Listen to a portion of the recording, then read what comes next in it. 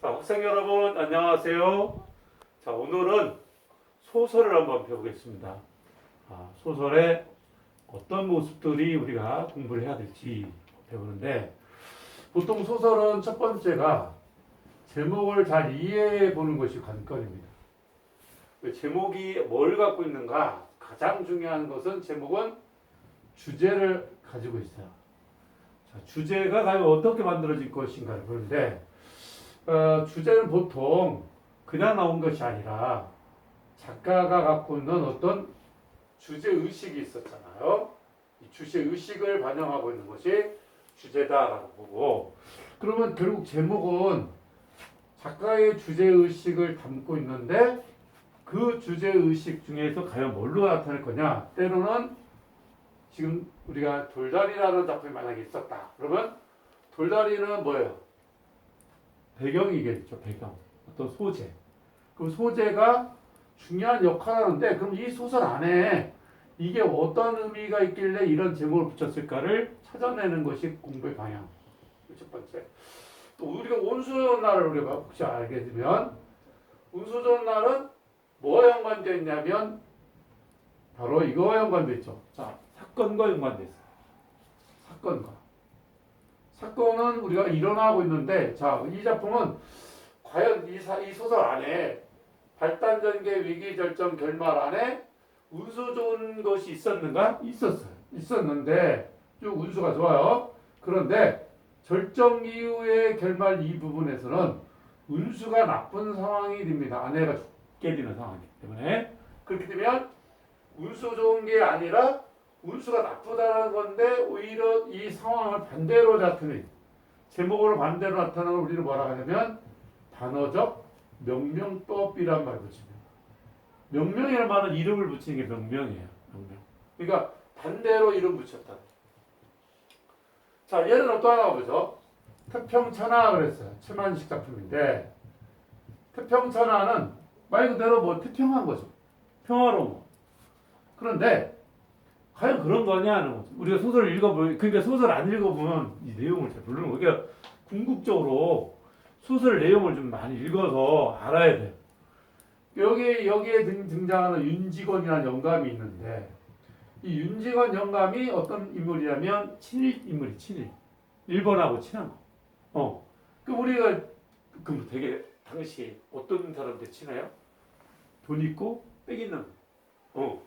돈 있는 이 윤직원이 말 그대로 갑부인데, 자기가 이제 그 전까지는 막 재산을 뺏기다가 일본 경찰이 들어오니까 안 뺏기는 것 같아서, 이 정도면 뭐 자기는 태평하게 살 수 있다, 이렇게 생각하고 있어. 그러니까 이렇게 생각하면서 지금의 시절에 태평한데 왜 윤종수라는 이 자기 손자가 일본에 가서 유학 가서 일본을 반대하다가 잡혀갖고 얘가 감옥에 가는 이런 내용들의 사건이 이 안에 들어있어. 근데 왜 태평천하에 너는 왜 이런 짓을 했냐고 막 분노하고 이런 모습이 이 안에 들어있는데, 그러면 이 윤지원 영감을 지금 뭐 하려고 그럴까? 작가 아까 의식이 뭐라고 했어요? 긍정이에요? 부정이에요? 부정적이다. 그죠? 부정적이니까 이 부정적 인물에 대해서 비판하려는 의도를 가지니까 무슨 소설이라고 붙이냐면 풍자소설.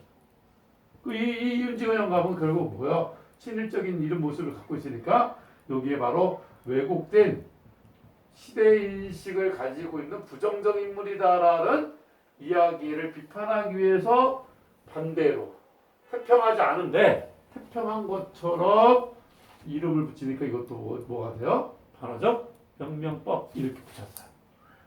자, 제목이 여러 사건들과 연관이 있었다라고 얘기했고, 때에 따라 얘는 상징적 소재라고 그랬죠. 그죠? 또는 왜 이런 것도 있어요. 황만근은 이렇게 말한다. 자, 만약 이렇게 왔어요, 제목이. 그러면 우리는 이제 궁금해져 있어야 돼요. 자, 황만근이라는 인물이 도대체 어떤 인물인가를 알아요. 이 소설 안에 황만근이 어떤 인물인가. 여기 이제 이 소설을 우리가 들여다보면 바보거든, 바보. 그건 지금 어떤 애들이 바보예요? 보통 이기적인 애가 바보예요? 이기적이지 못하죠. 마을 사람들은 막 이기적인 거 막 뜯어먹으려고 하고 막, 그죠? 그래서 걸기대회를 나가야 되는데 걸기대회 나갈 때 지금 동네 사람들은 언제 모여서 가자 이렇게 해놓고선 차를 타고 갔는데 황만근은 농민 걸기대회 한다니까 얘는 진짜 경운기 타고 가서 진짜 제대로 된 걸기를 하려고 경운기를 타고 가는 거예요. 남들 볼 때는 어때요? 바보 같죠. 그리고 낡은 경운기를 타고 돌아오다가 죽게 되는 인물이에요. 그런데 이렇게 말했다라고 얘기하면 누군가가 이 사람이 이렇게 말했다를 알려주고 있는 거잖아. 그러면 이런 경우는 얘가 주인공이지만 서술하고 있는 사람이 다른 사람이에요. 민씨라고 나중에 이제 읽어보면 민씨가 나오는데 뭘 말했냐가 이제 중요해. 그 소설 분석할 때 뭘 말했어? 이렇게 말한 게 뭐야? 요 내용을 소설에서 읽어냈을 때만이 이 소설은 이런 것이었구나라고 제목이 제대로 이해된 거야. 우리가 좀 이해가 안 되면 첫 문제는 틀립니다. 그렇게 이해를 하려고 해요. 그러면 여러분들은 황만권의 인물도 알아놓고 이렇게 말한 내용이 과연 뭐야? 가만히 보니까 황만권은 남들이 볼 때 바보 같지만 민씨가 볼 때는 바보가 아니다. 오히려 순수하고 바람직한 인물이었었다라고 이 사람이 말한 것을 높여준 거잖아. 자, 이렇게 제목이 정확하게 이해됐을 때만이 소설을 아는 거야. 첫 번째, 1번 제목이. 자, 두 번째는 뭐가 있냐면 궁극적으로 우리가 소설을 서사문학이라고 그래. 서사문학. 이 서사란 말이 사건이 어떻게 서술되어 있는가, 사건이 어떻게 서술되어 있는가를 알아보는 거예요. 그래서 두 번째 해야 할 일이 무조건 소설은 과연 나는 이 사건이 어떻게 흘러갔는가. 그러면 사건의 중심은 뭘까? 사건의 중심은 궁극적으로 얘입니다. 사건의 중심은 갈등이에요. 갈등은 부딪히는 거잖아. 자, 뭐와 뭐가 부딪힐까? 뭐와 뭐가 부딪힐까? 이거를 따져가는 거예요. 그러면 인물의 내면 안에서 부딪히는 걸 우리가 뭐라고 그래? 인물 마음속에서 부딪히면 내적 갈등. 내적 갈등. 내적 갈등의 반대는 외적 갈등인데, 외적이란 거는 인물과 인물, 자, 인물과 인물, 인물과 사회, 또 인물과 운명, 인물과 자연, 이렇게 따져볼 수 있어, 보통.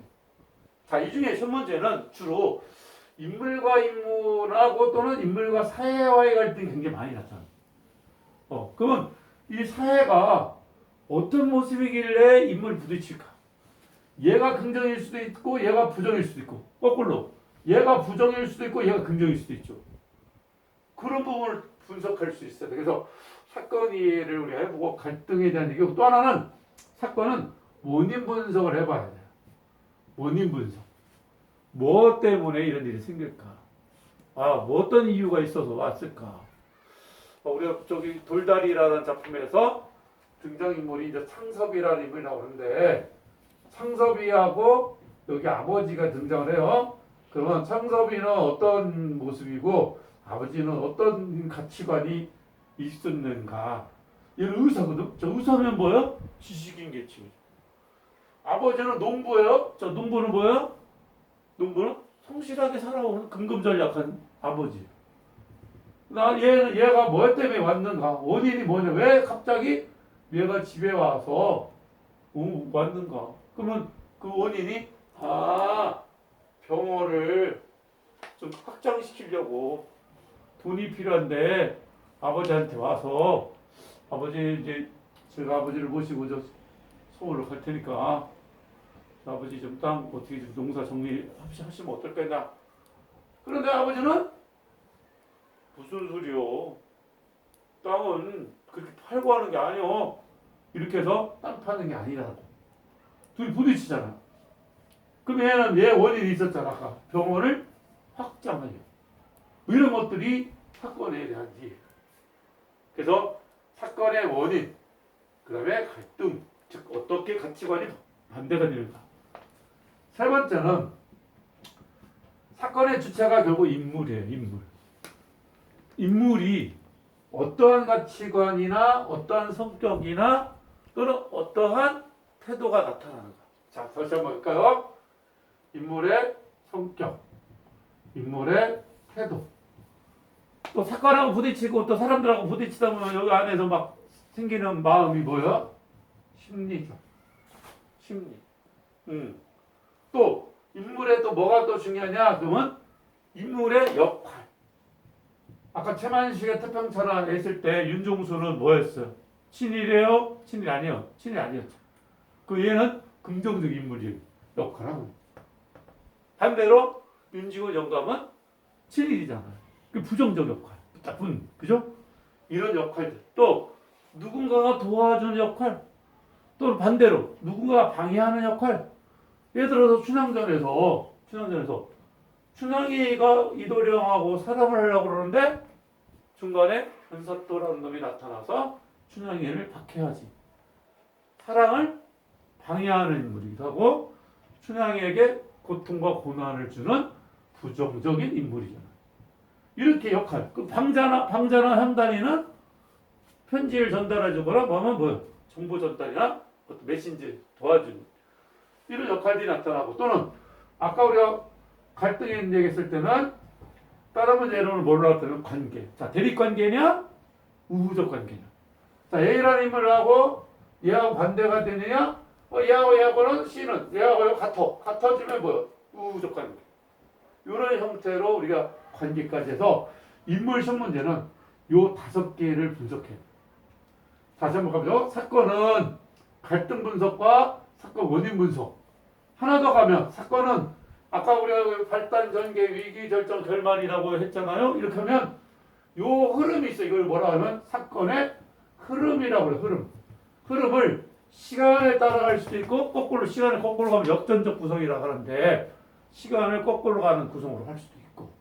자, 이런 형태로 그래서 결국 소설 공부는 인물과 사건 분석이 중심이고 하나 더 사건이 전개되고 벌어지고 있는 시간, 공간을 합쳐서 배경이라고 해요. 자, 배경이라고.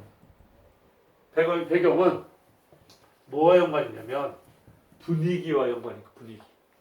그 다음에 사건이 어떻게 흘러갈 건가를 암시해 주거나 배경이 또는 인물의 심리나 어떤 상황을 보여주는 장치. 그래서 우리가 암시한다 뭐 이렇게 할 수 있고 이런 장치들이 배경이 하는 거예요. 배경을 공부 안 해야 되죠. 봄에 만났는데 예를 들어서 춘향전 같은 경우 볼게요. 봄에 만나요. 여름에는 사랑이 커져요. 그런데 가을에 헤어져. 그리고 겨울에 고난을 받아. 전사다가. 그렇죠? 그런데 이도령이 언제 오냐? 그 다음 계절적으로 이제 봄이 오는 거예요. 우리가 그런 식으로 인생에 있어서 만남이 봄이고 사랑이 여름이고 가을에 이별이고 겨울에 고난과 시련. 그래서 우리가 이렇게 흘러가는 인생 과정들이 계절과 연관돼 있고 계절도 배경이 되겠죠. 소쩍새가 울었다 뭐 이런 것들 계절 배경 나타내. 뻐꾸기 울었다 뻐꾸기는 봄하고 연관돼 있고. 그런 맥락들이 우리가 암시하고 있는 것들을 분석해내는 것 이런 것이 배경에서 하는 일이고 그 다음에 이제 소설에서 또 해야 할 일이 거기 보인 것처럼 어휘가 소설 공부하다 보면 어휘가 좀 어려운데 어떤 사람들은 뭐 어휘를 대충 하라는데 어휘도 중요한 것은 정리를 해놔야 됩니다. 보통 달포라는 단어가 나와. 달포. 그리고 달포라는 단어가 어떤 단어인지, 한 달을 말하는 것인지, 보름을 말하는 건지 이런 걸 찾아봐요. 그죠? 이런 것들. 그 다음에 고사성어 적용하는 문제. 어떤 상황이 됐을 때 어떤 일을 도와주지 못해. 어쩔 수가 없어. 그러면 속수무책. 손을 묶어놓은 것 같아서 도와줄 수 없다. 뭐 이런 것들을 묻는 문제가 나타날 수도 있고. 그 다음에 또 제일 중요하다 보는 것도 하나는 소설 공부에서 서술상 특징을 파악하는 문제가 나오는데 이 서술상 특징 파악이 시점하고 문체하고 연관이 깊어요. 그래서 우리가 1인칭 시점하고 3인칭 이런 것들 우리가 배울 텐데 이런 거 눈여겨보고 문체는 간결체 문장 짧으냐 문장이 긴 만연체냐. 분위기가 다르거든. 간결체는 문장이 짧으니까 속도가 빨라. 빠르면 박진감. 만연체는 속도가 느려. 문장이 길기 때문에 그러면 뭐야? 구체적인 내용 전달은 되는데 지루한 느낌이죠. 지루한 느낌. 그런 것들이 또 특징이기도 하고 그 다음에 그 외에도 현재형을 썼는가? 현재형을 썼는가? 또는 현재형이 아닌가? 이런 것들을 우리가 살펴볼 수가 있고요. 그리고 그 외에 인물애고 뭐 여러 가지 쭉 써놨는데 소설은 주요 개념들이 중요한 것 같아요. 그래서 주요 개념들에 대한 것을 눈여겨보기로 하고 우선 여기 프린트 보면 이런 내용들이 있어요. 화면에 한번 띄워볼 테니까 한번 이렇게 흘러가는 내용들을 살펴보시고 여러분들 한번 눈여겨봐도 되겠습니다. 자, 그 중에서 오늘 중요한 것들을 한번 몇 가지 살펴보기로 하겠습니다. 자, 잠시 쉬었다가 보겠습니다.